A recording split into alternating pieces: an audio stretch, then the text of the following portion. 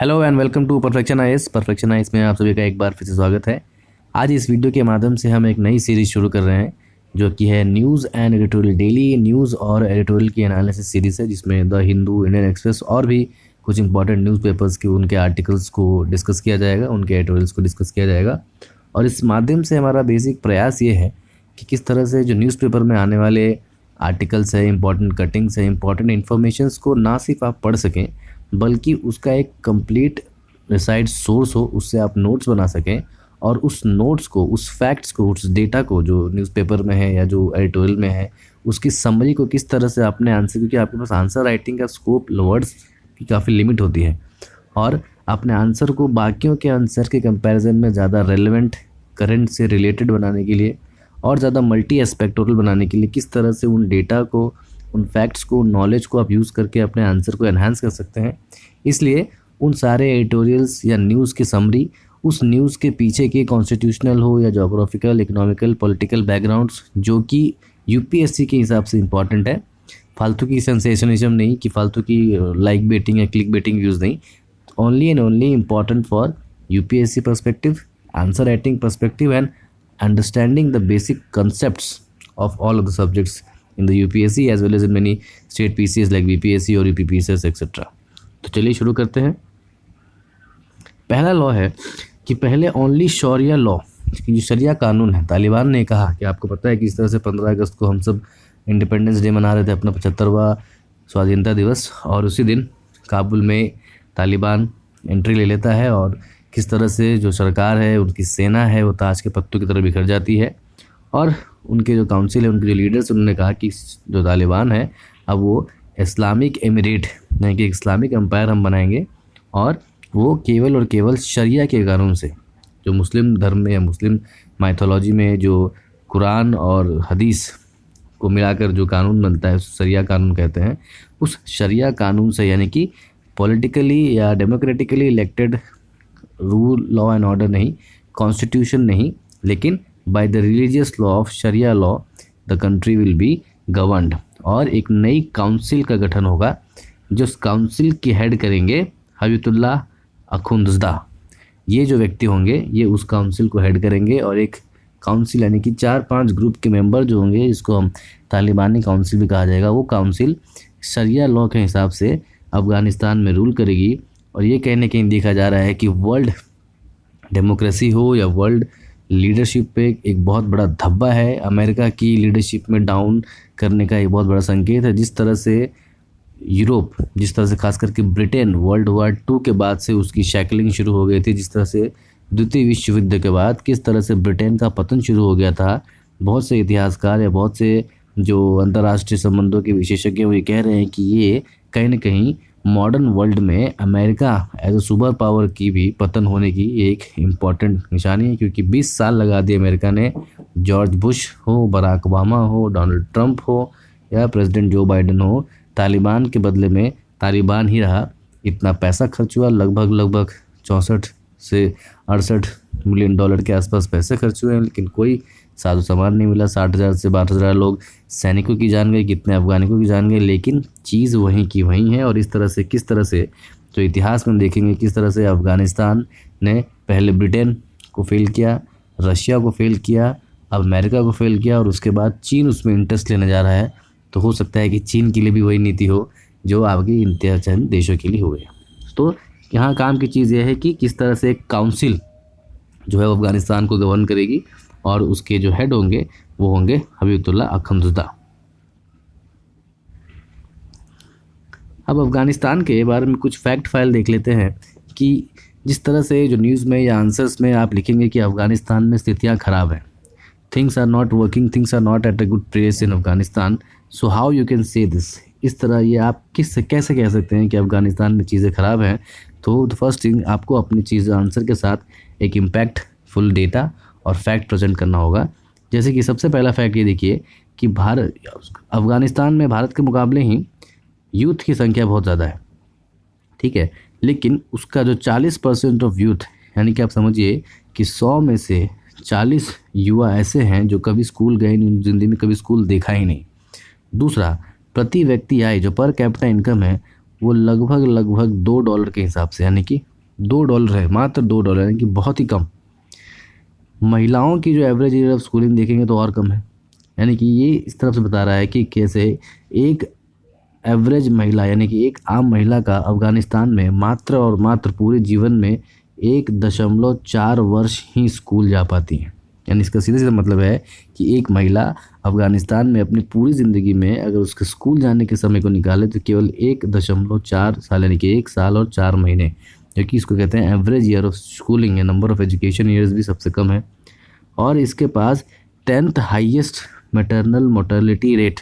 यानी कि बच्चों को जन्म देते समय माताओं की मृत्यु यानी कि MMR से कहते हैं मैटरनल मोर्टेलिटी रेट, उसमें ये 10वें नंबर पर, 10वां हाईएस्ट नंबर है। और इन चीज़ों की वजह से हम कह सकते हैं कि अफ़गानिस्तान की स्थिति जो पहले से ही ख़राब थी अब और ज़्यादा ख़राब हो गई, क्योंकि वहाँ पर अब अनिश्चितता बनी हुई है। सरकार किसकी है, सरकार चलेगी कैसे, हायरार्की क्या होगी, इंस्टीट्यूशन ख़त्म हो रहे हैं, संस्थान नहीं बचे, कोर्ट नहीं है, न्यायालय नहीं है, केवल और केवल बंदूक लिए हुए कुछ लोग हैं जो कहते हैं कि हम एक शरिया से देश को चलाएंगे। और ये कहीं ना कहीं एक मोरल डिज़ास्टर है पश्चिम के देशों के लिए। ये एक मोरल डिज़ास्टर यानी कि नैतिक पतन के रूप में साबित हो रहा है। अपने आंसर्स को लिखने के लिए कुछ और फैक्ट को हम इसमें डिटेल बता सकते हैं कि किस तरह से जो स्थितियाँ हैं अफ़गानिस्तान में। देखिए, अगर प्रेस फ्रीडम की बात करें कि कितनी स्वतंत्रता है प्रेस को, तो 175 देशों में से इसका 117वां स्थान है। ठीक उस तरह से राजनैतिक अधिकार यानी पॉलिटिकल राइट्स की बात करी जाए तो 193 में से उसकी रैंकिंग आती है 140। ठीक उस तरह से सिविल लिबर्टीज़ यानी कि आम नागरिक जो कितनी स्वतंत्रता है, छूट है, उसमें 164। पर कैपिटा इनकम में और कम। उस तरह से एम्प्लॉयमेंट से पॉपुलेशन रेशियो भी कम, लाइफ एक्सपेक्टेंसी भी उसमें कम, हर सेक्टर्स में वो पीछे है। और इसी वजह से इस डेटा को जब अपने आंसर में आप रखेंगे, इनमें से कोई 4-5 फैक्टर्स भी अगर आप रख लेंगे जो सोशल हो, इकोनॉमिकल हो, पॉलिटिकल हो, हर एंगल से अफ़गानिस्तान जो है वो पीछे रह रहा है, तो जाहिर सी बात है आपका आंसर जो है वो ज़्यादा एस्पेक्टोरल होगा, उसके आंसर में ज़्यादा रेलेवेंस होगी। और इस तरह से IR के आंसर्स में आप करंट की चीज़ें, अलग अलग सेक्टर्स की चीज़ें जोड़ कर लिखेंगे तो वो ज़्यादा मार्क्स फेसिंग होता है। और मार्क्स लाना आसान है, बशर्ते आपके पास मल्टी एस्पेक्ट पे सोचने का तरीका होना चाहिए। अब इसमें जो ऑथर कह रहे हैं, बेसिकली इससे जुड़ा हुआ एक एडिटोरियल है, उसमें एक अमेरिकन इतिहासकार स्टैनली वोपल्ट ने एक बहुत ही इंपॉर्टेंट हिस्टोरिकल सिग्निफिकेंस, हिस्टोरिकल सिनोनिमिटी दिया है, यानी कि पर्यायवाची बताया किस तरह से, जिस तरह से 1947 में ब्रिटेन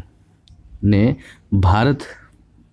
से डिपार्चर लिया था, ठीक उसी तरह 2021 में भी अफ़गानिस्तान से अमेरिका डिपार्चर ले रहा है। और एक शेमफुल फ्लाइट कह रहे हैं, यानी कि एक शर्मनाक भगौड़ापन, शर्मनाक तरीके से वो भाग रहे हैं। जिस तरह से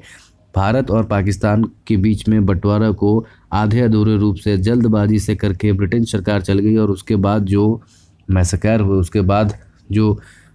विभत्स दृश्य हुआ, दुनिया की सबसे बड़ी त्रासदियों में से एक त्रासदी हुई, कितने लोगों की जान गई। पूरी की पूरी एक ट्रेन, लाशों से भरी हुई ट्रेन लाहौर से अमृतसर आती थी, कितने जगहों पर दंगे हुए, सब के सब ब्रिटिश मिसमैनेजमेंट की वजह से हुए, उनके जल्दी भाग जाने की वजह से। और अब यही चीज़ अफ़गानिस्तान में देखने मिलेगी। इससे जो है वो अमेरिका के इतिहासकार उस शेमफुल फ्लाइट को इससे कंपेयर कर रहे हैं कि किस तरह से उन्होंने धर्म के आधार पर जो एक पार्टीशन किया था सब कॉन्टिनेंट में, भारतीय उपमहाद्वीप में, उसने बचरी बर्बरता की और लोगों के जो है वो प्राणघात करने की जो ये नियम बन गए। और इसीलिए हमने देखा हो कि हाल ही में 15 अगस्त को जो प्रधानमंत्री जी ने जब भाषण दिया तो उन्होंने कहा कि 14 अगस्त को हम विभाजन विभीषिका दिवस के रूप में बनाएंगे, क्योंकि इतनी बड़ी वो त्रासदी थी, इतने लोगों ने अपनी जान गंवाई, और सब के सब एक ब्रिटिश मिसमैनेजमेंट के द्वारा। एक ऐसे व्यक्ति ने बॉर्डर बनाया, रैडक्लिफ, जिसने न कभी भारत पाकिस्तान को कभी देखा था, पहली बार भारत आया, कैबिनेट ऑफिस में बैठा और उसने सीधा सीधा एक बॉर्डर बना दिया। और इतिहासकार तो ये भी कहते हैं कि लाहौर जो शहर पाकिस्तान को मिला गया है, वो केवल और केवल पाकिस्तान को इसलिए दिया गया है क्योंकि पाकिस्तान के पास उस वक्त कोई भी बड़ा शहर नहीं था, अपितु जबकि लाहौर में एक बहुत बड़ी संख्या में हिंदू रहते थे, फिर भी उन रैडक्लिफ, इस तरह की ब्यूरोक्रेट जिसने कभी ज़मीनी हकीकत पे लोगों को देखा ही नहीं, उन्होंने इस तरह का बंटवारा किया कि क्योंकि पाकिस्तान के पास कोई बड़ा शहर नहीं है इसलिए हम लाहौर उसको दे देते हैं। कागज़ पर बांट दिया, लेकिन जो ज़मीन पर लाइन खींची, जो ज़मीन पर बॉर्डर बना, उन्हें देख पर इससे भारी मात्रा में नरसंहार हुआ। और ठीक उसी के बाद से जिस तरह से द्वितीय विश्व युद्ध के बाद ब्रिटेन का पतन शुरू हुआ है, अब 2021 के बाद से या कहीं ना कहीं अमेरिका की जो शेमफुल शर्मनाक डिपार्चर से कहते हैं, वह अमेरिका के पतन की ओर इशारा कर रहा है। और अब चीन का उत्थान होगा और अमेरिका का पतन हो रहा है, क्योंकि इतने सारे मनी, पावर, मिलिट्री इन्वेस्टमेंट करने के बाद भी वो कुछ नहीं कर सका अफगानिस्तान का। और इससे वैश्विक स्तर पर अमेरिका की जो क्रेडिबिलिटी है उस पर कहीं ना कहीं उसकी साख पर बहुत बड़ा बट्टा लगा है और अब वो ग्लोबल पावर होने की रेस में पिछड़ता जाएगा चीन से। ये जो बेसिकली वहाँ के इतिहास का और वहाँ के बहुत ही बुद्धिजीवी वर्ग इससे इसकी तुलना कर रहे हैं। तो अंतर्राष्ट्रीय संबंधों में आप इसको लिख सकते हैं, इसकी सिनोनिमिटी दे सकते हैं, इससे कंपैरिजन दिया जा सकता है कि जिस तरह से ब्रिटेन भारत से 1943 में आधा अधूरा काम छोड़कर चला गया हो। यही नहीं, भारत की जितनी भी बॉर्डर रिलेटेड समस्याएं हैं, चाहे वो पाकिस्तान से डायरेक्टली बॉर्डर से हो या LOC कश्मीर की समस्या हो या फिर चाइना से समस्या हो, नेपाल बॉर्डर की समस्या हो, सारी की सारी समस्याएं जो हमें कॉलोनियल लेगेसी यानी कि ब्रिटिश सरकार से विरासत में मिली है। और इस तरह से चीज़ों को आधा अधूरा छोड़ कर चले गए, जो आने वाले हर महाद्वीप में देशों में कहीं ना कहीं समस्या बन रहा है। ठीक अमेरिका ने यही किया, वियतनाम में घुसा, छोड़कर चला गया, वहाँ भारी मात्रा में नरसंहार हुआ। साउथ कोरिया, नॉर्थ कोरिया में घुसा, वहाँ अभी तक समस्या चल रही है। तो जहाँ जहाँ अमेरिका ने हाथ डाला अपने फ़ायदे तक रहा और उसके बाद वो चीज़ जो क्षेत्र को बर्बाद करके चला गया। तो इस पूरे विश्व भर में जहाँ जहाँ भी समस्या आप देखेंगे कि वर्ल्ड वार यानी कि विश्व युद्ध 2 से पहले वो सारी की सारी समस्याएं ब्रिटेन द्वारा क्रिएट की गई थी और विश्व युद्ध के बाद यानी कोल्ड वॉर की स्थिति में ये सारी की सारी समस्याएं जो है अमेरिका द्वारा स्थिति हैं। और दोनों में से किसी देश ने किसी का परमानेंट सोल्यूशन नहीं निकाल पाए, चाहे वो कश्मीर का हो, साउथ कोरिया, नॉर्थ कोरिया का हो, कहीं भी। और इवन अब नया एक चैप्टर जोड़ लीजिए, अफगानिस्तान। तो जिस तरह से ब्रिटेन द्वितीय विश्व युद्ध के बाद अपनी ग्लोबल इमेज को टार्निश करके एक वैश्विक शक्ति के रूप में अब कहीं नहीं रहा, उस तरह से ये अमेरिका के पतन की निशानी है। इस तरह के अमेरिकन इतिहासकार और इस तरह की चीज़ें एडिटोरियल में लिखी गई हैं। अब देखते हैं दूसरे इंपॉर्टेंट न्यूज़ पर। यहाँ इंटरेस्टिंग एक न्यूज़ है कि जो महाराष्ट्र के गवर्नर है भगत सिंह कोश्यारी जी, आपको पता है कि विधानसभा में गवर्नर के पास शक्तियाँ होती हैं कुछ लोगों को नॉमिनेट करने की, जैसे कि 1/12 लोग, आपको पता है कि किस तरह से जो सिलेक्ट होते हैं MLC कोटे से, जो लेजिस्लेटिव काउंसिल होते हैं, और उसमें कुछ चीज़ों से 1/12 लोग जो ग्रेजुएट है वो सिलेक्ट होंगे, फिर 1/12 जो टीचर्स हैं उनकी सिलेक्शन होती है, फिर कुछ लोकल अथॉरिटीज़, और इस तरह से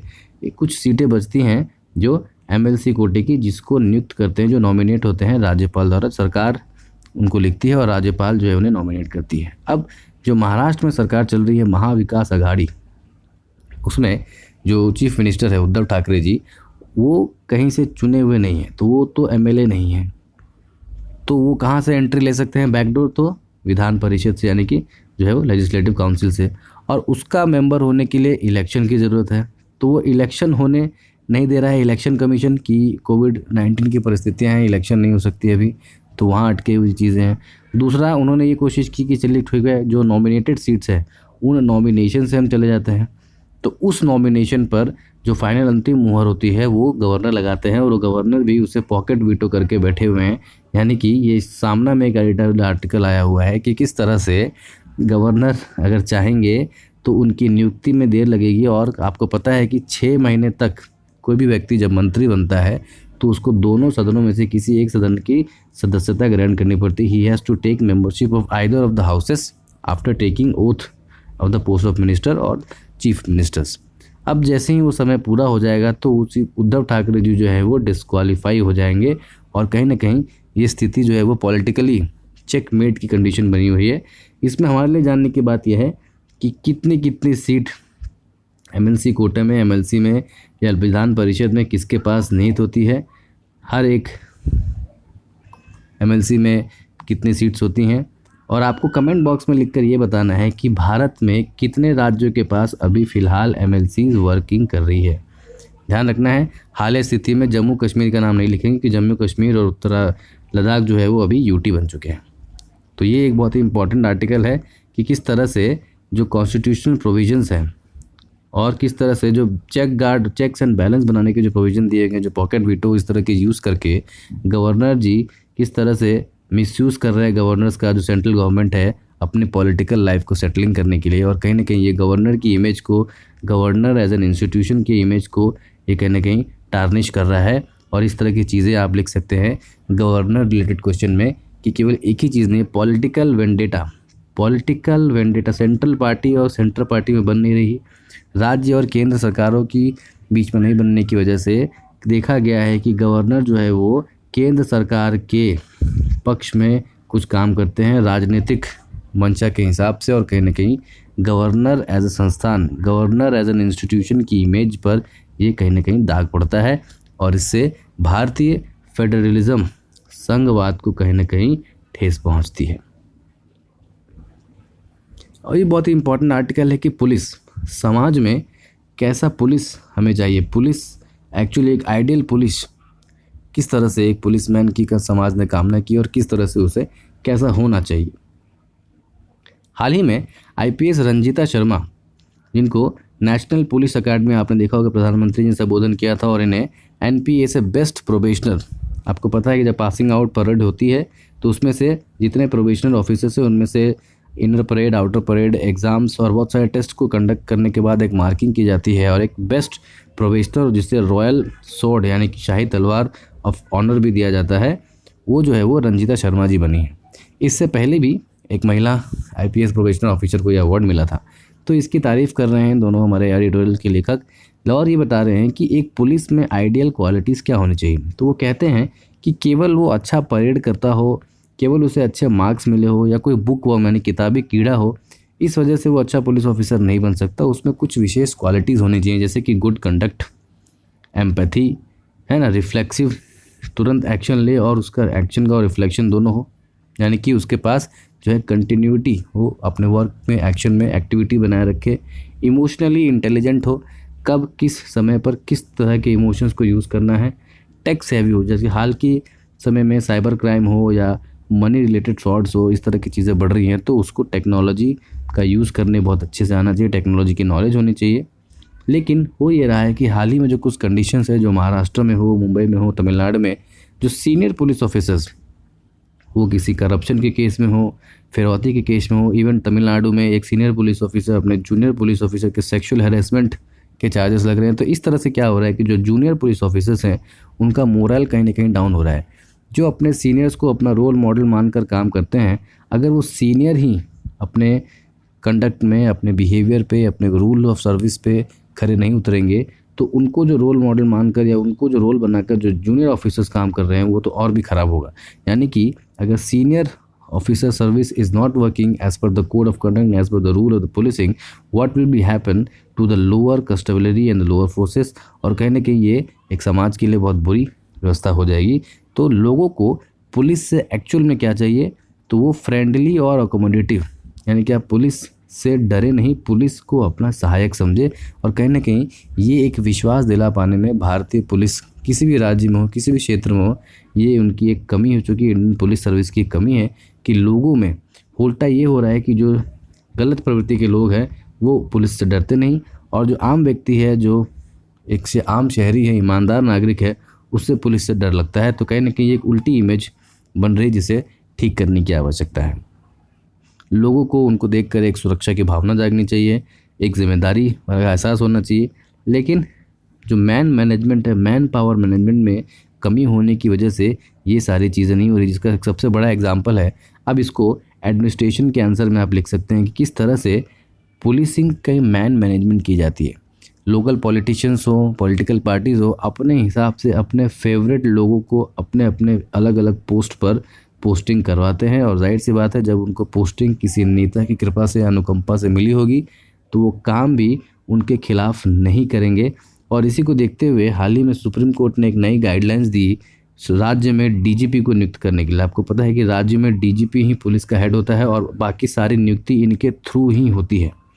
तो अगर डीजीपी ही इंडिपेंडेंटली नियुक्त किया जाए तो हो सकता है कि कुछ मैन मैनेजमेंट में पार्शियलिटी, ट्रांसपेरेंसी आ सके। उसको ध्यान में रखते हुए माननीय उच्चतम न्यायालय ने एक बॉडी बना और एक आदेश दिया कि यूपीएससी एक 3 सदस्यों का पैनल बनाएगी। उन 3 सदस्यों के पैनल से ही राज्य सरकार को डीजीपी चुनने की अनुमति है, उसके अलावा आप किसी को नहीं चुन सकते। तो हो सकता है कहीं ना कहीं इससे एक ट्रांसपेरेंसी आए, लेकिन पूर्ण रूप से तभी आएगी जब तक एक राजनीतिक इच्छा शक्ति, पॉलिटिकल विल पावर नहीं होगा कि करप्शन हो या मैनेजमेंट हो, फेवरेटिज्म को हमें आगे नहीं बढ़ना है, हमें प्रमोट करना है प्रोफेशनलिज्म। और जब से जब प्रोफेशनलिज्म, अच्छे प्रोफेशनल ड्यूटी करने वाले पुलिस ऑफिसर्स अपर लेवल पर होंगे, उन्हीं को रोल मॉडल मानकर जो नीचे की जो पुलिस लेवल जो सिपाही लोग हैं वो भी काम करेंगे। अगर अपर लेवल पुलिस ऑफिसर ही करप्ट है, टर्मिनेटेड है, तो वो नीचे क्या मैसेज देगा, और जो टॉप टू जो मैसेज आना चाहिए टॉप से लेकर बॉटम तक, वो कहीं ना कहीं ठीक नहीं आएगा, जिससे जो ओवरऑल पुलिस का कॉन्सेप्ट है समाज में, समाज की सुरक्षा का जो कॉन्सेप्ट है वो कहीं ना कहीं जो है वो बिखर जाएगा। इसीलिए टॉप लेवल पर पुलिसिंग पर हमें ध्यान देने चाहिए। टॉप लेवल के पुलिस ऑफिसर्स को अपने code of conduct, rule, management, ethics को मेंटेन करते हुए एक मैसेज शो करना चाहिए, और इसी रूप से एक सुदृढ़ और सबल समाज का निर्माण किया जा सकता है। उसके बाद एक इम्पॉर्टेंट न्यूज़ देखते हैं कि कॉलेजियम, हाल ही में एक कॉलेजियम ने 8 हाईकोर्ट जजेस और 3 सुप्रीम कोर्ट जजेस को लाइन में नियुक्ति की है। तो ये कॉलेजियम क्या होता है, कॉलेजियम का काम क्या होता है, क्या संविधान में ये शब्द कॉलेजियम है, इसके बारे में हम देखते हैं। तो आपको पता है कि हमारे chief justice of India doctor NV. नवर्ना जी वो है। तो कॉलेजियम शब्द का अर्थ क्या है, तो कॉलेजियम जो है वो संविधान में शब्द नहीं है, आपको पता है। संविधान में मूल रूप से प्रावधान ये था कि सुप्रीम कोर्ट या हाई कोर्ट के जज जो है वो राष्ट्रपति द्वारा नियुक्त किए जाएंगे, और उसमें जो है वो हाई कोर्ट के या सुप्रीम कोर्ट के जजेस से कंसल्टेशन किया जाएगा। तो उसमें 3-4 समय के अनुसार फर्स्ट जजेस, सेकंड जजेस, थर्ड जजेस, फोर्थ जजेस केस, यानी कि ऐसे 4 जजेस अपॉइंटमेंट को रिलेटेड 4 जजेस केसेस हुए, और उन केसेस के हिसाब से एक नियम, एक परंपरा बनती गई जिसमें कॉलेजियम सिस्टम का उद्भव हुआ। और इस कॉलेजियम में ये हुआ कि कुछ ग्रुप ऑफ जज रहेंगे, और अभी फ़िलहाल ऐसा है कि एक चीफ जस्टिस है और 4 अन्य जज होते हैं जो सीनियर मोस्ट जज, जिनको चीफ जस्टिस चुनते हैं, और वो मिलकर कुछ जजों के नाम देते हैं। वह नाम जो है वो होम मिनिस्ट्री में जाता है, लॉ मिनिस्ट्री के पास, लॉ मिनिस्ट्री फिर उसको ओके करती है और फिर राष्ट्रपति उसे नियुक्त करते हैं। बीच में ये हो सकता है कि लॉ मिनिस्ट्री और कॉलेजियम के बीच में कुछ नामों पर असहमति बने तो कुछ समय लग सकता है, लेकिन अगर कॉलेजियम ने दोबारा उसी नाम को दिया तो लॉ मिनिस्ट्री को उसे पास करना होता है। लेकिन बात यह है कि इस चीज़ में समय बड़ा लग जाता है, लेकिन अंतिम रूप से प्रेसिडेंट ही उसे नियुक्त करते हैं। तो ये चीज़ जो संविधान में पहले कंसल्टेशन के फॉर्म में थी, कंसल्टेशन थी, बाद में सेकंड और थर्ड जजेस केस में वो आ गया कनकरेंस, यानी पहले जो मूल संविधान में प्रावधान थे कि कंसल्टेशन करके, यानी कि आपस में विचार विमर्श करके जो है वो राष्ट्रपति नियुक्त करेंगे, लेकिन बाद में हो गया कनकरेंस। कनकरेंस का अर्थ ये हुआ कि जिसमें ऐसा विचार विमर्श करना है जहाँ पर सुप्रीम कोर्ट के जजों की सहमति जो है वो अनिवार्य है। कंसल्टेशन में ये ज़रूरी नहीं है कि उनकी सहमति अनिवार्य हो, लेकिन बाद में कंसल्टेशन से हुआ कनकरेंस, कनकरेंस से बनता है कॉलेजियम, और कॉलेजियम ही अंतिम रूप से चयन करके नाम भेजता है लॉ मिनिस्ट्री को। फिर लॉ मिनिस्ट्री जो है वो राष्ट्रपति के सेक्रेटरीट को ये ऑफिस देती है, और फिर राष्ट्रपति जो है वो जजेस को नियुक्त करते हैं। ये एक पूरी प्रक्रिया है, ठीक है। तो कॉलेजियम सिस्टम ये है कि जिस तरह से जजेस की अपॉइंटमेंट हो या ट्रांसफ़र, दोनों को ये देखते हैं। और 3 जजेस केस से ही जो है मुख्य रूप से प्रादुर्भाव में आता है, जिसमें पहले मुख्य 4 अलग अलग सुप्रीम कोर्ट के जज होते हैं, वरिष्ठतम जज और एक चीफ जस्टिस होते हैं। जुडिशरी जो है वो ज़्यादा से मिलता है। इसका बेसिक उद्देश्य ये होता है कि जो न्यायपालिका पर कहीं ना कहीं अगर ये सिस्टम नहीं होता तो एग्जीक्यूटिव कार्यपालिका का एक कंट्रोल होता, उसको हटाने के लिए ऐसा जजेस केस में सुप्रीम कोर्ट द्वारा कहा गया कि जुडिशरी को इंडिपेंडेंस, जुडिशरी को न्यायपालिका की स्वाधीनता को बनाए रखने के लिए ये कॉलेजियम सिस्टम ज़रूरी है। लेकिन इसके कुछ नेगेटिव पॉइंट्स भी हैं, जैसे ये बहुत ज़्यादा बर्डन है। कॉलेजियम से लाना, ले जाना, नाम को नियुक्त करना, फिर आना, उस पर सहमति बनाना, ये एक बहुत लंबा प्रोसेस होता है, और इससे जजेस की नियुक्ति में बहुत समय लगता है। दोनों लॉ मिनिस्ट्री और कॉलेजियम के बीच में कभी कभी बात बनती नहीं है तो चीज़ें हट जाती हैं, और बहुत सारा एडमिनिस्ट्रेटिव बर्डन हो जाता है, बहुत सारा बैकग्राउंड डेटा चेक करना होता है, सबको चांस नहीं मिलती। दूसरा, कॉलेजियम अपने आप में भी इंडिपेंडेंट तो है लेकिन ट्रांसपेरेंट नहीं है, क्योंकि वो बैकडोर जजेस ही जजेस को चुन रहे हैं, तो कम्प्लीटली मल्टीपल एस्पेक्ट नहीं है उसमें, तो ट्रांसपेरेंसी कहीं ना कहीं उसमें कमी दिखती है। और एक्सक्लूसिव नहीं है, जैसे कि जूनियर जजेस को इसमें चांस नहीं मिलता है, उसमें सीनियरिटी के हिसाब से, प्रैक्टिस के हिसाब से देखा जाता है। कभी कभी इसमें एक्सेप्शंस किए जाते हैं, बट मुख्यतः जो है वो सीनियरिटी ही एक बेसिक क्राइटेरिया रखा जाता है। तो कुछ चेंजेस की डिमांड हो रही है, जैसे कि CJI जो चीफ जस्टिस ऑफ इंडिया, उसको यूनिलेटरली डिसीजन मिलने की पावर ना हो। ठीक है, जजेस के व्यू जो है वो राइटिंग में दिए थे, ताकि ये पता चल सके कि कौन से जज जो है सुप्रीम कोर्ट या CJI के व्यू से सहमत नहीं थे। नॉन कंप्लायंस हो तो उसमें जो CJI जो है वो चॉइस, उसमें बाइंडिंग किया जाए कि नहीं, जो चीज़ CJI ने कहा है उसको बाइंडिंग नॉन बाइंडिंग है। ठीक है, ट्रांसफ़र ऑफ जजेस जो है वो only in case of non compliance, जब उनकी बात ना मानी जाए तभी कहीं ना कहीं उनका ट्रांसफ़र हो सकता है। इस तरह की चीज़ें जो है वो रिक्वायर हो रही हैं। तो इस तरह से कंप्लीट आप कोलेजियम सिस्टम पर भी एक क्रिटिक ओपिनियन सिस्टम क्या है, उसकी क्रिटिसिज्म क्या है और उसमें क्या चेंजेस होने की आवश्यकताएँ हैं। इसके बाद एक बहुत ही इंपॉर्टेंट आर्टिकल, एक्सप्लेन आर्टिकल है इंडियन एक्सप्रेस का, जिसमें हाल ही में आपने सुना होगा कि प्रधानमंत्री जी ने 15 अगस्त को एक फोर्टिफिकेशन ऑफ राइस, ठीक है, ये कॉन्सेप्ट दिया था कि हम फोर्टिफाइड राइस लोगों में बांटेंगे। तो ये फोर्टिफाइड राइस है क्या, व्हाट इज़ राइट फोर्टिफिकेशन, और कितना होना चाहिए, क्या इससे पहले हो चुका, और ये बेसिकली प्रधानमंत्री जी को लाल किले से ये क्यों कहना पड़ा कि हमें राइस की फोर्टिफिकेशन की आवश्यकता है। तो राइस फोर्टिफिकेशन, चावल फोर्टिफिकेशन का मतलब ये होता है कि चावल में कुछ अन्य माइक्रो न्यूट्रिएंट्स को ऐड करना, जो आम साधारण रूप में चावल मिलते हैं उनमें कुछ अन्य और माइक्रो न्यूट्रिएंट्स को ऐड करना, ताकि उनकी जो बायोलॉजिकल बेनिफिशियरी है, जो डाइटरी रिक्वायरमेंट्स को पूरा कर सके। आम व्यक्ति के जीवन में बहुत सारे माइक्रो और माइक्रो न्यूट्रिएंट्स की ज़रूरत होती है, लेकिन गरीब पुअर लाइफस्टाइल होने की वजह से हम अलग अलग चीज़ों को अपने बैलेंस डाइट नहीं ले सकते। इसी वजह से ये होता है कि क्यों ना जो बेसिक स्टेपल फूड है, जैसे कि गेहूँ, चावल, उनमें ही माइक्रो न्यूट्रिएंट्स को एक्स्ट्रा से, एडिशनल रूप से डालकर जो डेली डाइटरी नीड्स को पूरा किया जा सके। और इसी मेथड को कहते हैं राइस फोर्टिफिकेशन, यानी कि चावल में कुछ अलग माइक्रो न्यूट्रिएंट्स को ऐड करके बेसिक जो रोज़मर्रा की हमारे दैनिक बैलेंस डाइट की जो न्यूट्रिएंट्स हो या विटामिन्स हो, मिनरल्स की नीड्स होती है, उसको पूरा किया जा सके, ताकि जो माल न्यूट्रिशन है, खास करके बच्चों में और गरीबी व्यवस्था में जो माल न्यूट्रिशन है, कुपोषण को दूर किया जा सके। भारत में ये एक्सट्रूजन के मेथड से होता है, जिसमें मुख्यतः आप देखेंगे कि चावल के आटे के साथ माइक्रो न्यूट्रिएंट्स को मिलाकर पानी से, और फिर उसको जो मेन धान का जो छिला हुआ बीज है उसमें घोलकर और फिर से उसको गर्म किया जाता है, ताकि उसके ऊपर, चावल के दाने के ऊपर एक कोटिंग बन जाए माइक्रो न्यूट्रिएंट्स की, और उसे फिर आम चावल की तरह ही पकाकर खाया जा सकता है। तो इस तरह की जो प्रोसेस को हम एक्सट्रूजन कहते हैं, जो भारत में होता है। अब ये कितना होना चाहिए, तो इस पूरे प्रोडक्ट को कहते हैं fortified rice kernel, FRK। Food ministry के हिसाब से ये बताया गया है कि कहीं ना कहीं इसमें जो एक लेवल है 10 ग्राम, ठीक है, 10 ग्राम FRK जो है वो 1 किलो चावल में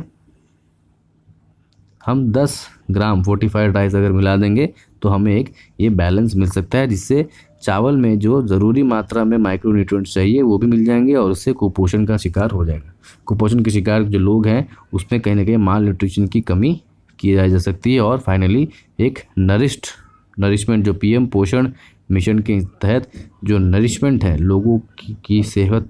को कम लिए हेल्प कर सकती है, और एक अच्छी ग्रोथ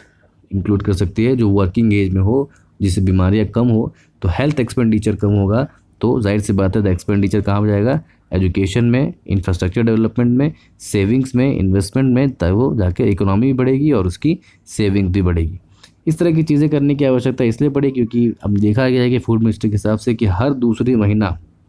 भारत में हर दूसरी महिला जो एनीमिक है, यानी कि जिसमें आयरन की कमी है, और उनके बायोलॉजिकल प्रॉब्लम्स के कारण से भी और फूड हैबिट की वजह से भी उनमें आयरन की कमी है, जिससे माता एनीमिक हैं तो बच्चे भी, जो ब्रेस्ट फीडिंग मदर्स अगर एनीमिक हैं तो बच्चे भी जो आयरन की कमी के कुपोषित बच्चे होते हैं। ग्लोबल हंगर इंडेक्स में हम बहुत अच्छा नहीं कर रहे हैं। तो इन सारी चीज़ों को देखते हुए ये ज़रूरत पड़ी कि क्यों ना अपने उन स्टेपल फूड को ही माइक्रो न्यूट्रिएंट से रिच कर दिया जाए, ताकि जो हमारे डेली रोज़मर्रा की ज़रूरतें हैं वो पूरी हो सकें, और जो सीरियस हंगर कैटेगरी में हम आ रहे हैं उससे हम लड़कर अपने माल न्यूट्रिशन